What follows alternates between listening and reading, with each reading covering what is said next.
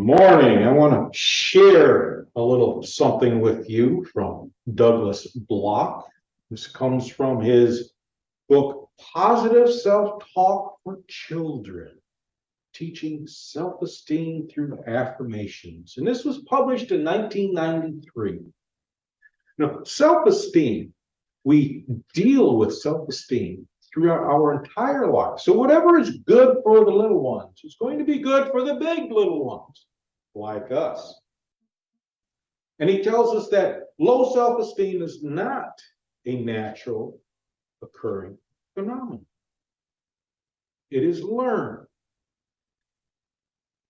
A child learns about a child learns about their self-image from those around them through the words and actions of others.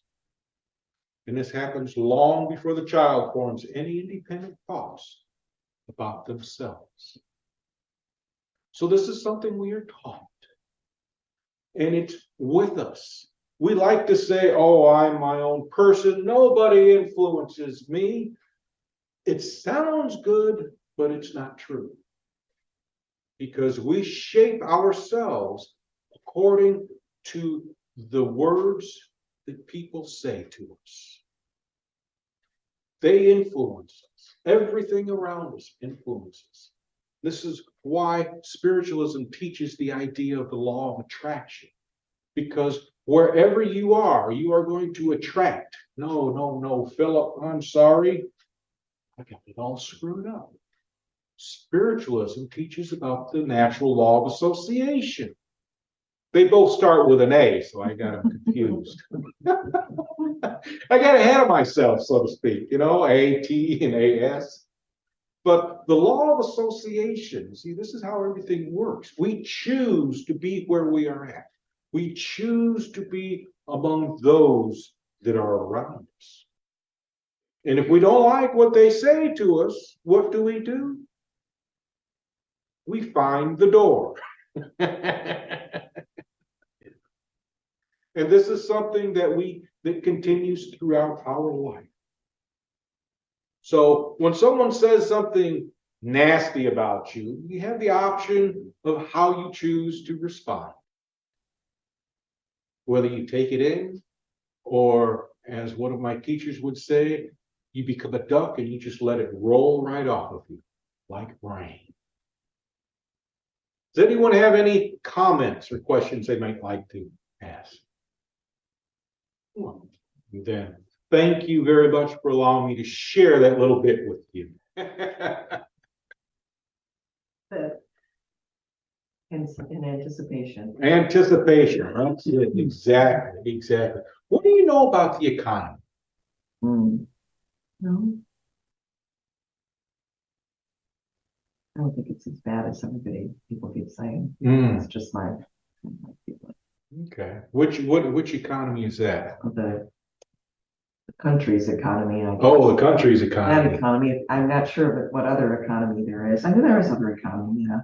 Okay. Well, we're going to talk a little bit about the spiritual economy. Right. Sounds good.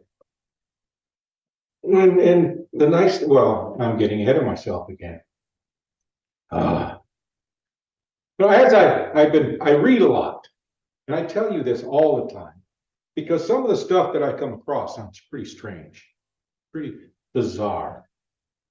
And I'm reading a couple of books about soul communication and the teachings from the souls from the other side. And I say souls because I separate spirit from souls. I see spirit as the animating force. And that's part of this. And I see souls as a being. And as I'm reading this, and I've read this in other places as well, but I'm discovering that there's a lot that this realm and the soul realm has in common. A lot. It's as though when we make our transition from this realm to the next one, we kind of shake our foot, just kind of loosen that stuff up there. Let me get out here so you can see me. You shake all this stuff off of you that we call junk. Some of us use a more colorful word for it. But I'm finding a lot this whole idea fascinating because it's a common theme. But when I read that about this spiritual economy, this is unusual. So what they were teaching us is that the physical structure of the universe may be a platform upon which the spiritual realm is built. And that this platform, this realm that we're in, may be seen as a training ground for alternative existences, or even an introduction to life. Now, you have to understand, when I say an introduction to life, I'm not talking about going through the motion. I'm talking about awareness.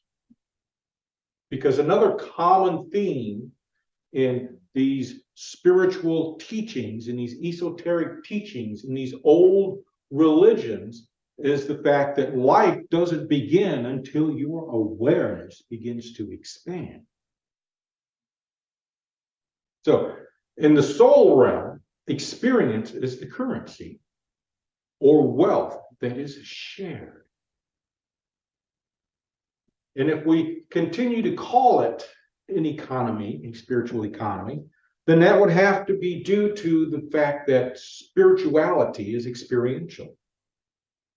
You can read all the spiritual books you want to read, but they're just words until you begin to experience it. It's like when I was reading Buddhism in America. Pretty thick book, excellent book. If you get the opportunity, it's a good read. And this voice comes to me and says, Philip, so what? Now, mind you, this is my lunch hour, my lunch period, I should say, at work. Don't bother me, I'm reading. Philip, what? Eventually you're going to have to start practicing what they're teaching there. And it's that practicing where you get into this whole spirituality concept. But that's not what we're talking about today. We're talking about the economy of spirituality. And what is it that we continuously do? We continuously aspire towards something better because we are not satisfied with the present. We have this lack of satisfaction. And so some of us spend a lot of time, and I've seen plenty of people do it, some of them even spend a lifetime, looking for a way to skip a step in the process.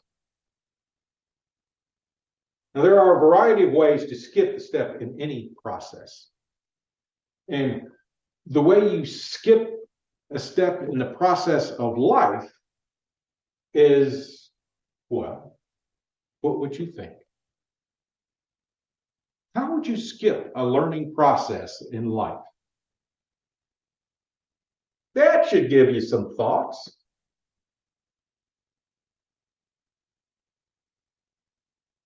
I'll give you a hint. You're driving down the freeway. The speed limit's typically 70. But you're a little adventurous, so you're driving 75. And, you're nice and comfortable and everything. And then all of a sudden, whoosh, another vehicle goes by you, doing 90. Now, I know that when somebody does that, something goes through your mind. Where's a cop when you need him? Okay, where's the cop when you need it? How about you, Sandy? What goes through your mind when somebody does that? Well, I think about the cop, but I also feel like they're reckless.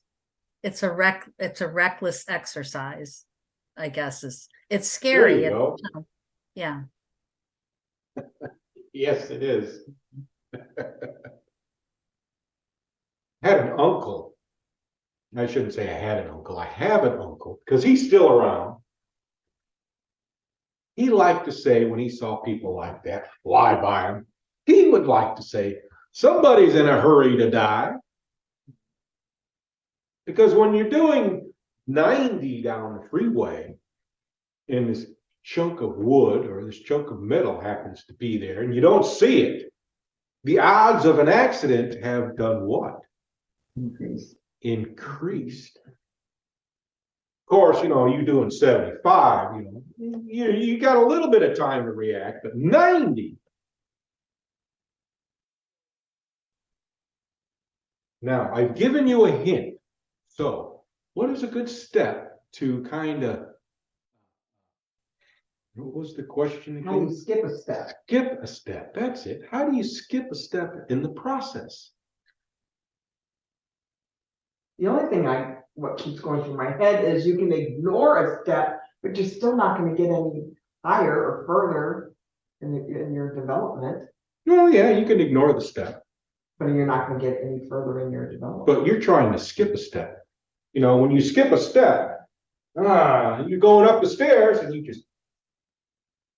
you skip that step. Well, you're going to land hard. Sure. But you're doing 90 down the highway and you hit a pothole that's big enough to hide a Mack truck in. So your vehicle does all of this. You live dangerously.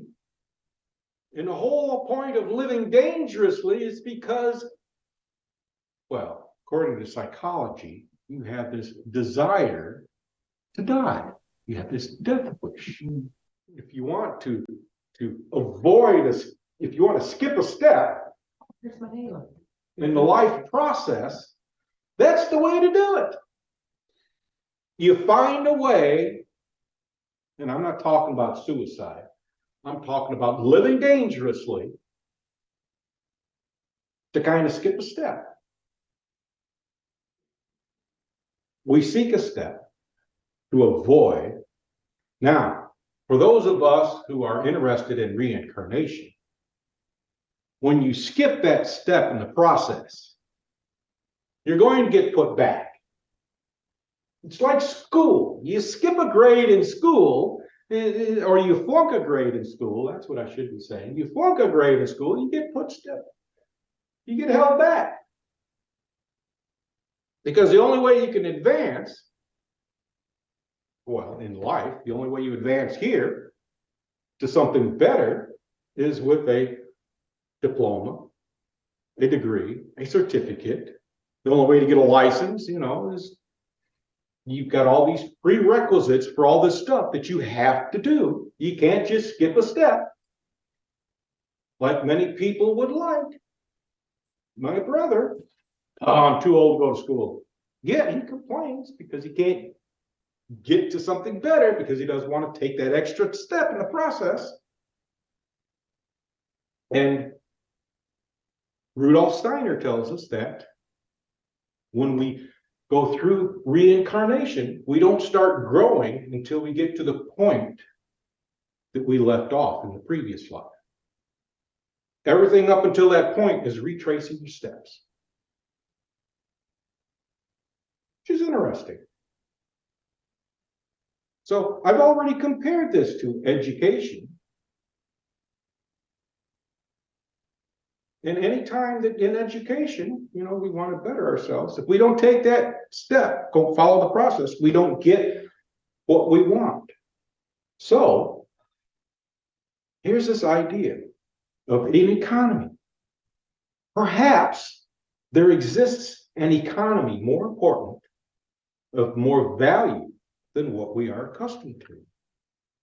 There may be a spiritual economy which extends from the physical realm or the economy we are familiar with. What economy, what type of economy are we familiar with? Our culture, the one we live in. Sure. What kind of economy is it? It's like a social economy.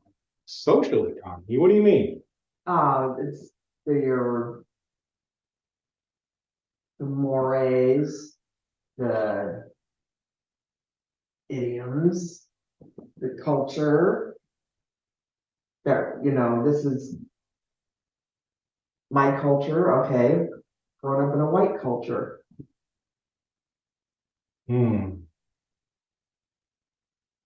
Well, So my economy is based on, what I know, what I've experienced. okay. White middle class. Let's go with what an economy is. Now, Standard of living. the standard of living, exactly, which is based on an economy. And in the economy we are familiar with, all right, if you want my TV here, you have to have the remote, because without the remote, it's not going to work. So you give me $20 and you can have the remote and the TV. What's that sound like? Besides a good deal.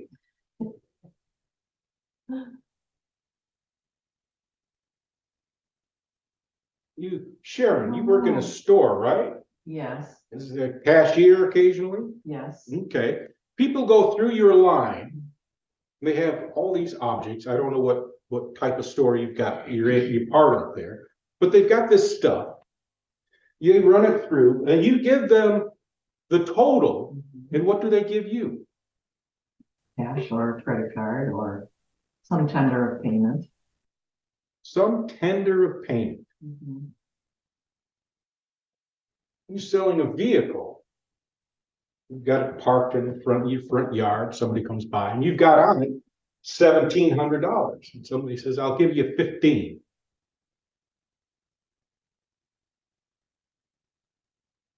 What's happening? The bartering. Yes. That is our economy. It's a bartering system.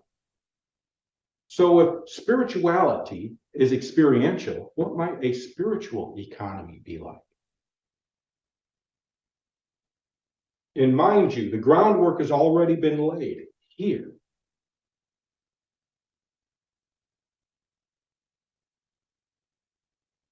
Oh gosh, I hate to think that with the barter, you've got something I want. What can I give you in exchange? Okay. Can't see bartering for it. You can see bartering for it though, right? Yeah. Well, because you have to earn it. It's Ken. This is a safe question for you. What do you think about an apprentice program? Apprentice program? Yeah. Did you go through one? No, not formally, but you do training. When I started at the phone company, you have to do training. And it's like an apprenticeship. They don't call it that, but that's what it is. They sent us to a lot of training school, Mm-hmm. and some of it was good, and some of it was just experienced. Yeah, flying somewhere, doing something, being forced into something you don't want to do, and you find out it's not as bad as you thought. Now, I should have done this before, and you meet new people, see new sights, and you might even learn something in the process. But, what you were saying about that kind of rang my bell, because I was thinking about what you were saying. I have a neighbor next door who is a negotiator for Teamsters, business agent. And this guy's a master negotiator. And I'll go ahead and say it because it's manipulator, I'm Yeah. I heard you. sorry. But what you were saying, it's negotiation, and he's good at it. And it's not all bad. because he talks for all his customers, his workers, his apprentice guys out in the field. He speaks for them to the managers. Because they try to cut it their health benefits. Health is a big thing for unions, because they have to pay everything. So, you know, he does good for his guys. And I found out that he gets elected, they vote for him. So the best job he does for them means he gets more votes and he gets the job again. It seems like everything's back and forth, and that goes along with what you were saying. Trade-offs, bartering, sitting across from management. You know, that's a deep minefield. And he gets a fee for that.